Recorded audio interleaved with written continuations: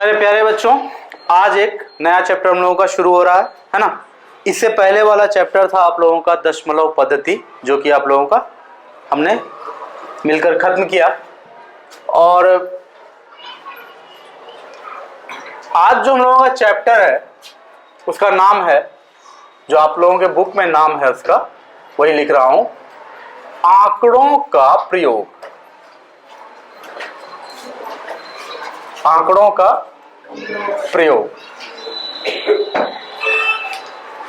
Use of data.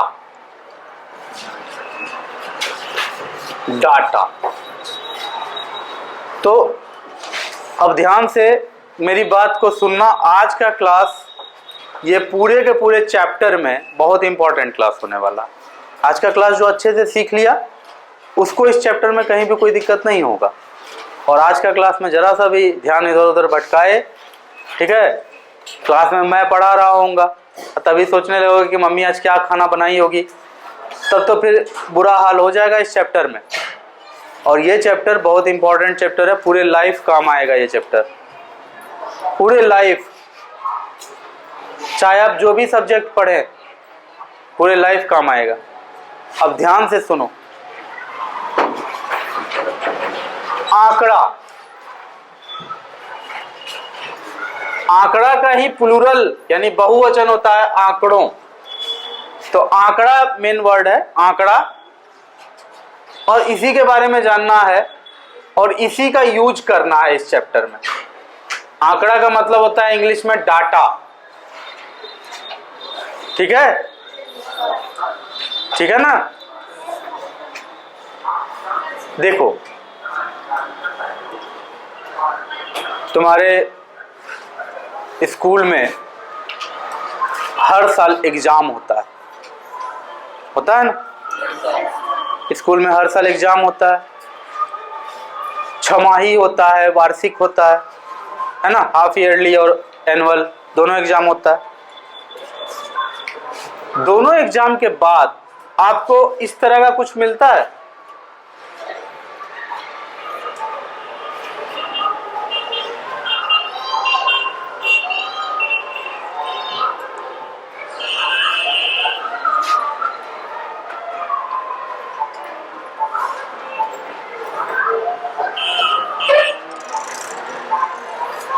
इस तरह का मिलता है कुछ, मैथ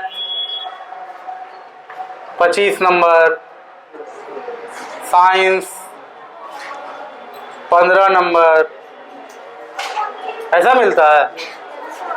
कैसा मिलता है तब? कुछ इस तरह का मिलता होगा।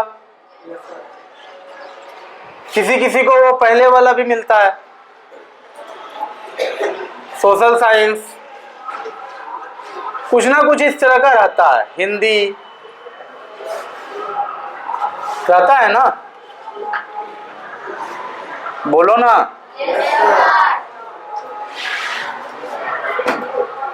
संस्कृत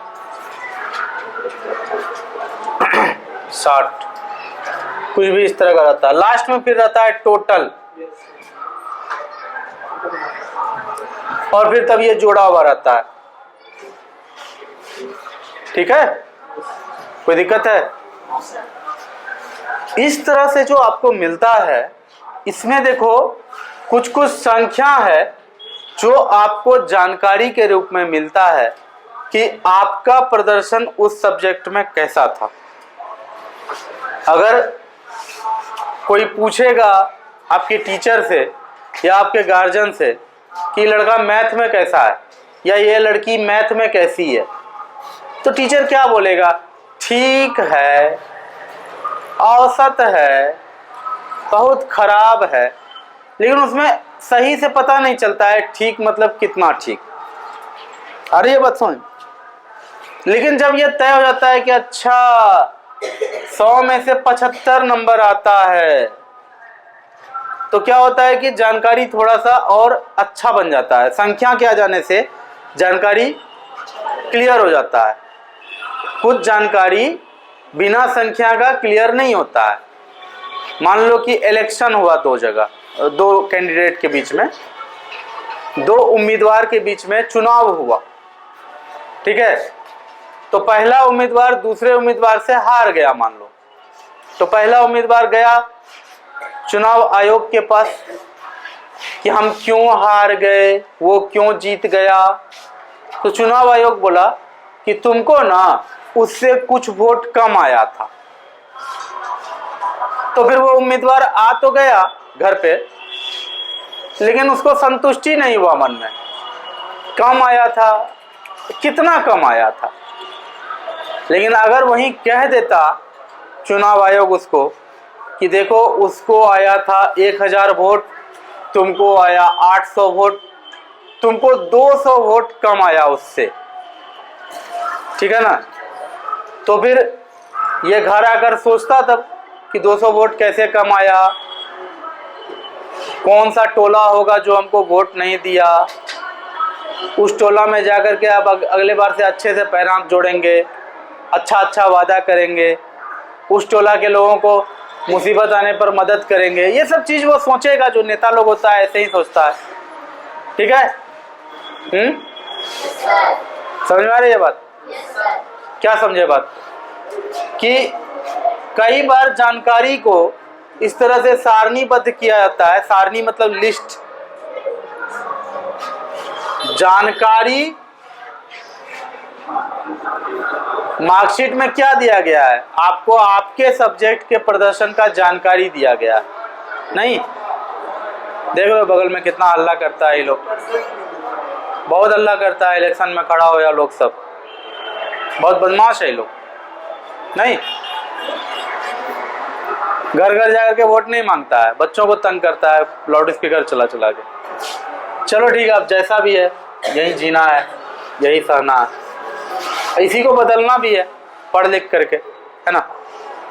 आप लोग जब बड़ा होकर के कोई बढ़िया MP बन जाइएगा, MLA बन जाइएगा, DM बन जाइएगा, SP बन जाइएगा, तो लिख दीजिएगा हर जगह नोटिस में कि कोई भी अगर स्कूल के पास लाउड स्पीकर बजाया तो उसको जेल होगा, चाहे वो कितना भी बड़ा धन्ना सेठ क्यों ना हो, है ना। तो उस तरह से प्रशासन होना चाहिए। कर अब ध्यान से यहाँ देखो, बाहर का नॉइज पे ध्यान नहीं दो। जानकारी, आपको जानकारी दिया गया है। आप मैथ में 100 में 75 नंबर लाते हैं, मतलब आप जब 100 नंबर पे ट्राई करते हैं मात्र 75 नंबर ही आप उसमें सही बना पाते हैं। आपको यह जानकारी दिया गया है कि साइंस में आप ऐसे हैं कि 100 में 65 नंबर ही ला पाते हैं। सोशल साइंस में तो आप इतने खत्म लाल हैं कि आपको 100 में 45 नंबर आता है। सुधारिए अपने आप को, बहुत खराब हालत है। तो इस जानकारी को प्राप्त करने के बाद जो स्टूडेंट होता है वो फिर सोचता है कि कौन सा क्वेश्चन हमसे छूटा था, और जो सब क्वेश्चन छूटा हमको और मेहनत करना चाहिए। रात का केवल 2 घंटा पढ़ने से नहीं होगा, दिन में भी 2 घंटा पढ़ना पड़ेगा, और सुबह उठ के भी 2 घंटा पढ़ना पड़ेगा। ये सब चीज़ अपने आप में तब स्टूडेंट सोचता है। कब? जब उसको जानकारी दे दिया जाता है कि आप फलाने फलाने सब्जेक्ट में ऐसे हैं। किसी में बोल दिया जाता है कि 75 ला रहे हैं आप, किसी में आपको बोल दिया जाता है 65 ला रहे हैं आप, ठीक है। आपको बता दिया जाता है कि हिंदी में आप 55 ला रहे हैं, संस्कृत में आप 60 ला रहे हैं, तो आप उस हिसाब से मेहनत कर पाते हैं, ठीक है। जैसे कि कोई स्टूडेंट, अगर मान लो कि कोई स्टूडेंट सोशल स्टडीज में 45 नहीं 90 लाता, ठीक है, और उसी समय साइंस में वो 50 लाता, तो इसका मतलब ये था, ये जानकारी मिल जाने से ये फायदा हुआ कि देखो जिसको बहुत खांसी आ रहा है बाहर जाकर के कुल्ला उल्ला करके आ जाओ, बहुत ज़्यादा अगर खांसी आ रहा है, और जिसको ज़्यादा खांसी आता है वो पानी का बोतल लाया करो, थोड़ा पानी गर्म करके, और दवाई कफ सिरप लिया करो। इतना ज़्यादा क्लास में खांसना पूरे क्लास को बीमार करने जैसा हो जाएगा, है ना। ठीक है, सुनो ध्यान से। तो जब भी किसी को अगर 90 नंबर आ जाता और साइंस में उसको 85 आता, सोशल में उसको 90 आ जाता, इसका मतलब सोशल उसका ठीक है ना। तो इससे वो सबक लेके क्या करता, इससे वो सबक लेकर के सोशल में ठीक से पढ़ता, ऐसा नहीं कि पढ़ना कम कर देता, सोशल में पढ़ता ठीक से, लेकिन जहाँ सोशल में वो 1 घंटा में सारी चीज़ों को पढ़ रहा है, कोशिश करेगा कि उतनी सारी चीज़ों को वो आधे घंटे में पढ़ ले, है ना। और वो आधा घंटा वो साइंस को दे, है ना।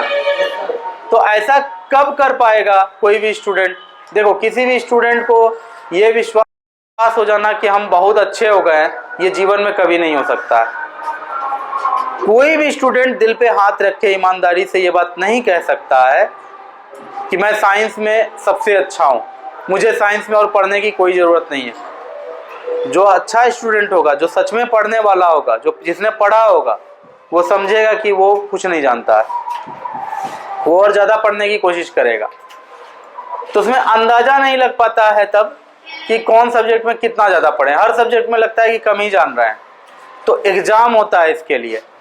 एग्ज़ाम हुआ, आपको बताया गया कि आप मैथ में इतना लाते हैं, आप साइंस में 100 में इतना के लायक हैं, सोशल में आप 100 में इतना के लायक हैं। तो स्टूडेंट भी तब सोचता है, अच्छा मेरा ये सब्जेक्ट खराब है, ये सब्जेक्ट तो थोड़ा ठीक ही है, हम बेकार में इसमें डर रहे थे। तो आपसे क्या करेंगे कि उसमें बहुत ज़्यादा टाइम नहीं देंगे, टाइम देंगे लेकिन जल्दी से उसको ख़त्म करके ये जो कम नंबर जिसमें आया है इसमें मेहनत करेंगे। और इस तरह से मेहनत करके स्टूडेंट अपना स्कोर को ठीक करता है। तो मेहनत करना पड़ता है, मेहनत करता है स्टूडेंट। कोई दिक्कत है? कोई दिक्कत है? ये सारी बातें तभी संभव है जब आपको जानकारी मिले, यानी कि इंफॉर्मेशन। जानकारी को इंग्लिश में क्या कहा जाता है?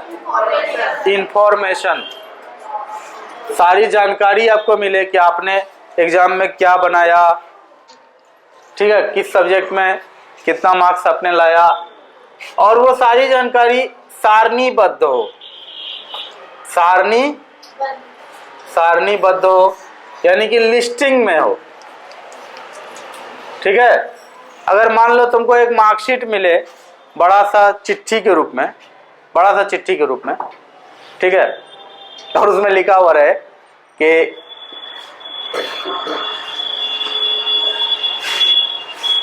कुछ भी, जैसे कि नाम रहे किसी का सौरभ कुमार, आपको सूचित किया जाता है, लिखा हुआ रहे ऐसा, आपको हिंदी में 65 नंबर मिला है, फुल स्टॉप।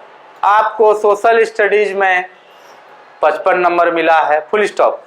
ऐसे करके संख्या, मतलब वाक्य में लिखा हुआ रहे, तो वो पढ़ने में जितना दिक्कत होता है उससे ये बहुत आसान होता है।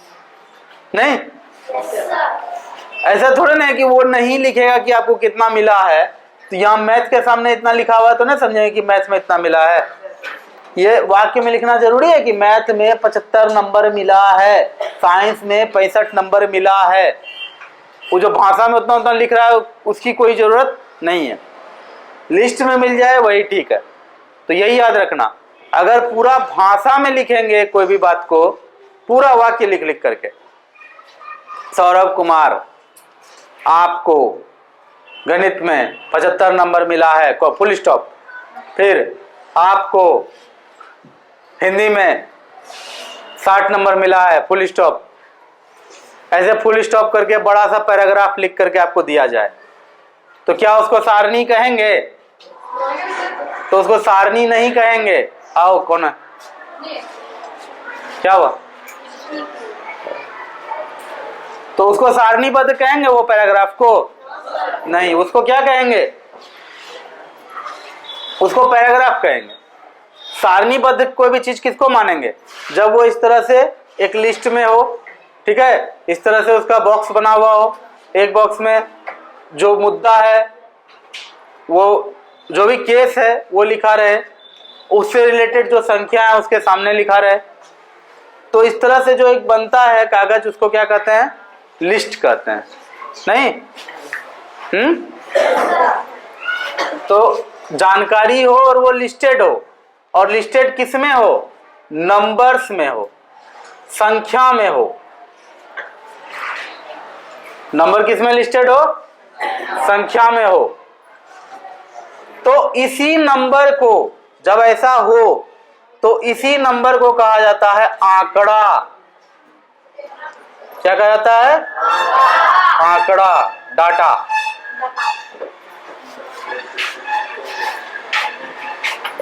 जब किसी जानकारी को एक लिस्ट में दिया जाता है और लिस्ट में ढेर सारा संख्या का प्रयोग होता है, ठीक है ना? लिस्ट में अनेक अनेक बातों को समझाने के लिए जब संख्या का यूज होता है जानकारी देने के लिए, उन संख्याओं को कहा जाता है आंकड़ा, डाटा। तो इस लिस्ट में डाटा कौन कौन है? 75, 65, 45, 55, 60, ये सब क्या है? डाटा है, आंकड़ा है। कोई दिक्कत है? तो कुल मिला के बात यह है कि किसी भी सूचना को देने में, कोई भी सूचना जब कहीं से प्राप्त होता है तो सूचना जब अंकों के या संख्या के रूप में प्राप्त होता है तो उन्हीं संख्याओं को आंकड़ा कहते हैं, ठीक है? या इसका एक और डेफिनेशन है, जिन संख्याओं के द्वारा कोई जानकारी तैयार होता है या जिन संख्याओं के द्वारा कोई सूचना तैयार होता है उन्हें आंकड़ा कहते हैं, ठीक है? मान लो जब देश में कोरोना का कहर बरपा था, पूरे देश में कोरोना पेंडेमिक आ गया था, महामारी आ गई थी, उस समय पूरे देश, पूरे दुनिया का हालत खराब था। उस समय अगर हम लोग को कोई बचा सकता था तो वो ये चैप्टर था, डाटा। यही चैप्टर पूरे दुनिया को बचा सकता था। पूरे सर्वे किया जाता था। सर्वे मतलब होता है आंकड़ों को जुटाना, ठीक है? ये डाटा सबको जुटाना, आंकड़ा को एक जगह इकट्ठा करना, इसी को कहा जाता है सर्वे। तो जगह जगह लोग सब सर्वे करता था, डॉक्टर सब, नर्स सबका टीम, कि इस मोहल्ला में कितना आदमी को कोरोना हुआ, फटाक से नोट करता था, तुरंत उसको कंप्यूटर पर अपलोड करता था, तुरंत पूरे देश में हर एक जिला से अपलोड होता था कि आज इस जिला में कितना, इस जिला में कितना। तो सरकार फिर एक्शन लेता था, अरे उस जिला में ज्यादा हो रहा है कोरोना। समझ में आ रही है बात? आंकड़ा जैसे बढ़ता था सरकार, जनता सब हरकत में आ जाती थी, नहीं अब घर से नहीं निकलो, बहुत ज्यादा बढ़ रहा है ना? अगर ये आंकड़ा नहीं पता चलता तो क्या हम लोग कोरोना को रोक पाते? नहीं रोक पाते। ये संख्या ही था जिसके कारण हम लोग को पता चल रहा था कि आज 10 लाख आदमी कोरोना से पीड़ित हो गया, ठीक है ना? एक सीरीज चल रहा था हम लोग के दिमाग में, हम लोगों के टीवी पर, कंप्यूटर पर, हर जगह देख रहे थे कि आज कितना बढ़ा, कितना लोग संक्रमित हुआ, कितना लोग मर गया उस बीमारी से। डेली ये सब आदमी देखता था, सब आदमी बात करता था। ये जो संख्या आ रहा था वो संख्या क्या था? आंकड़ा था। वो आंकड़ा पूरे देश में कैसे तैयार हो रहा था?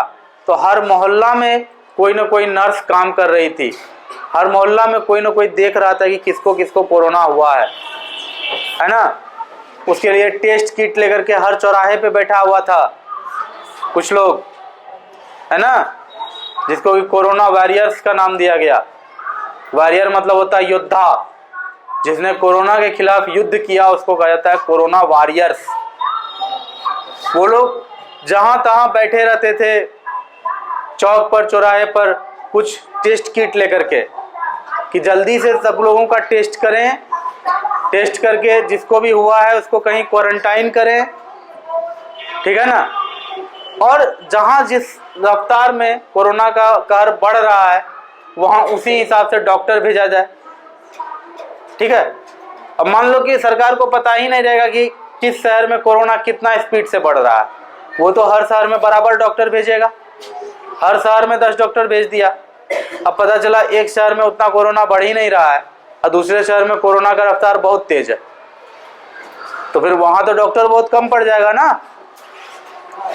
लेकिन जब आंकड़ा आ रहा था ना सरकार के पास, हर शहर से, हर गांव से, हर गली, हर नुक्कड़ से जब आंकड़ा आ रहा था सरकार के पास, तो सरकार उसी हिसाब से वहां डॉक्टर भेजता था। कह रहे यहाँ पर थोड़ा कम ही डॉक्टर जाएगा, चलेगा, यहाँ से केस नहीं आया एक भी, यहाँ से एक भी टेस्ट पॉजिटिव नहीं हुआ है, यहाँ मत भेजो उतना डॉक्टर, यहाँ भेजो, वहाँ भेजो, तो आंकड़ा होने से बहुत कुछ हो सकता है। आपको आंकड़ा मिल गया कि आपका साइंस में कम, सोशल साइंस में कम है, मैथ में ठीक है, तो मैथ में एक ही जैसा प्रॉब्लम बार बार नहीं बनाएंगे। 4 प्रॉब्लम बनाए, समझ गए ऐसा प्रॉब्लम ऐसे बनता है, थोड़ा बहुत और रैंडमली उठा के कर लिए। अब वो टाइम बचा के मैथ का किस में देना है? सोशल में देना है ना। तो आंकड़ों का प्रयोग करके हम लोग प्रबंधन का काम बहुत अच्छे से करते हैं। तो ध्यान रखना, आंकड़ा को जुटाना या आंकड़ा जमा करना, इसको कहा जाता है सर्वे। इसको क्या कहता है?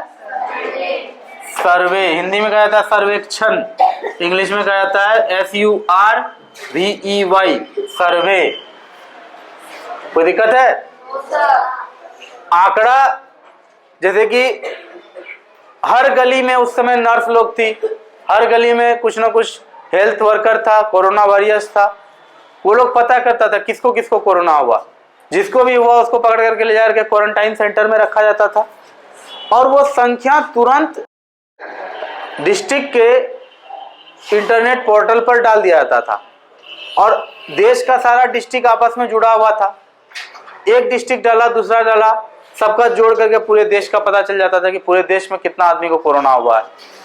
ये सब बहुत फास्ट हो रहा था, क्योंकि स्लो होने पर तब तक में कोरोना आगे फैल जाएगा ना। अरे ये बात समझ। तो आंकड़ा जमा करने को कहा जाता है सर्वे, और आंकड़ा जमा करके जब हम लोग मैनेज करते हैं कोई भी चीज को कि अब क्या करना चाहिए, इसी को कहा जाता है प्रबंधन। क्या कहा जाता है? मैनेजमेंट।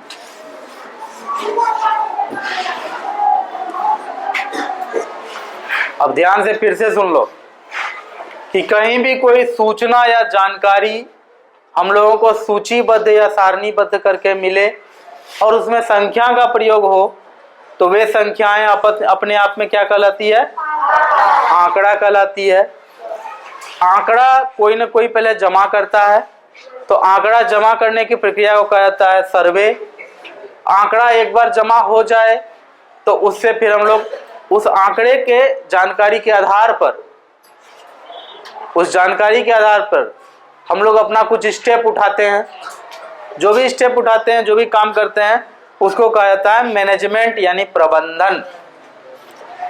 समझ में आया? मजा आया समझ के? इस चैप्टर में इतना ही है। अब आगे का बात कल करेंगे, अभी घंटी लग गया है तो कल मिलते हैं, ठीक है? तो समझने के लिए इतना ही है। अब इसी पर क्या है कि अलग अलग तरीके से इसको लिखने सिखाएंगे, काम करने सिखाएंगे, सब आगे होगा, ठीक है?